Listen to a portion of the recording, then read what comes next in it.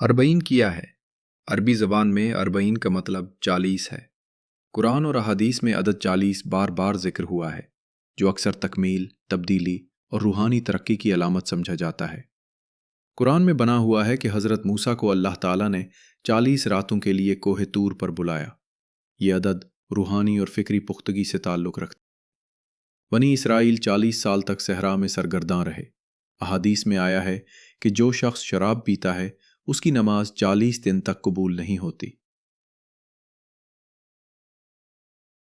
اسی طرح جو شخص اہل بیت کی 40 احادیث یاد کرے، اللہ تعالیٰ اسے قیامت کے دن صاحب علم و فہم عالم کے طور پر اٹھائے گا۔ حضرت سلیمان نے 40 سال حکومت کی۔ رسول اللہ صلی اللہ علیہ وسلم کو 40 سال کی عمر میں نبوت عطا ہوئی۔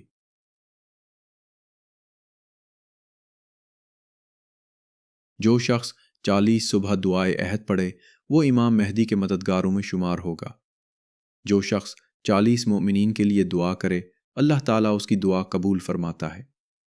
کسی شخص کے انتقال کے 40ویں دن اس کی یاد اور دعا کا اہتمام بھی کیا جاتا ہے، حتیٰ کہ حمل کی مدت بھی عموماً 40 ہفتوں پر مشتمل ہوتی ہے۔ انگریزی لفظ کوارنٹین بھی اطالوی لفظ کوارنٹینا سے نکلا ہے، جس کا مطلب 40 ہے، یعنی پاکیزگی اور تبدیلی کا ایک دور۔ لہٰذا عدد 40 صرف ایک ہنسا نہیں بلکہ نشو و نما، تبدیلی اور پاکیزگی کی علامت ہے۔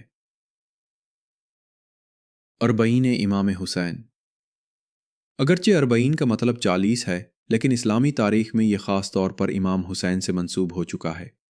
اربعین امام حسین واقعہ کربلا کے 40ویں دن کو کہا جاتا ہے، جب امام حسین آپ کے اہل خانہ اور اصحاب 10 محرم کو شہید کیے گئے تھے۔ یہ دن اسلامی کیلنڈر کے مطابق 20 صفر کو آتا ہے۔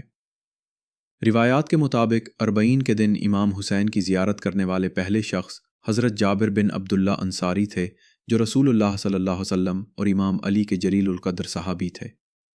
بعض روایات میں یہ بھی بیان ہوا ہے کہ امام حسین کے باقی ماندہ اہل بیت بھی اسی دن کربلا واپس آئے اور امام حسین اور دیگر شہدائے کربلا کی قبور کی زیارت کی۔ امام حسن عسکری سے روایت ہے کہ مومن کی 5 نشانیاں ہیں۔ 1. دن اور رات میں 51 رکعت نماز ادا کرنا، واجب اور مستحب نمازوں سمیت۔ 2. دائیں ہاتھ میں انگوٹھی پہننا۔ 3. سجدے میں پیشانی کو مٹی پر رکھنا۔ 4. بعض نمازوں میں بلند آواز سے قرات کرنا۔ 5.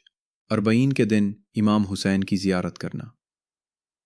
ایک روایت میں امام صادق فرماتے ہیں کہ جو شخص پیدل امام حسین کی زیارت کے لیے جاتا ہے اس کے ہر قدم پر اللہ تعالیٰ 1000 نیکیاں لکھتا ہے اور 1000 گناہ معاف فرماتا ہے۔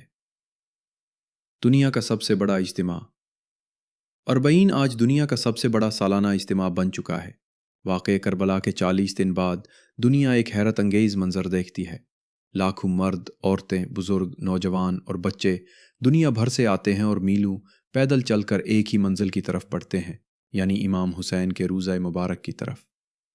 وہ محبت، شکر گزاری اور وفاداری کے جذبے سے چلتے ہیں، اس ہستی کی یاد میں جس نے اسلام کے پیغام کو زندہ رکھنے کے لیے اپنا خاندان، اپنے اصحاب اور اپنی جان تک قربان کر دی۔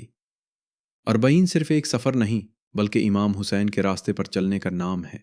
یہ سچائی کا راستہ ہے جب دنیا جھوٹ کو قبول کر لے۔ یہ عدل کا راستہ ہے جب لوگ خاموش ہو جائیں۔ یہ بہادری کا راستہ ہے جب سب خوف زدہ ہوں۔ یہ پاکیزگی کا راستہ ہے جب معاشرہ گناہوں کو معمول بنا لے۔ امام حسین نے اپنی جان، اپنے بیٹوں، بھائیوں اور دوستوں کی قربانی دی تاکہ ہم عزت، مقصد اور ہدایت کے ساتھ زندگی گزار سکیں۔ لہٰذا اپنے آپ سے سوال کیجئے، کیا آپ امام حسین کی یاد میں اپنے گناہوں کو ترک کریں گے؟ کیا آپ اپنے اخلاق کو بہتر بنائیں گے؟ کیا آپ حق بات کہیں گے جب دوسرے خاموش ہوں؟ کیا آپ سچائی کا ساتھ دیں گے چاہے وہ کتنا ہی مشکل کیوں نہ ہو؟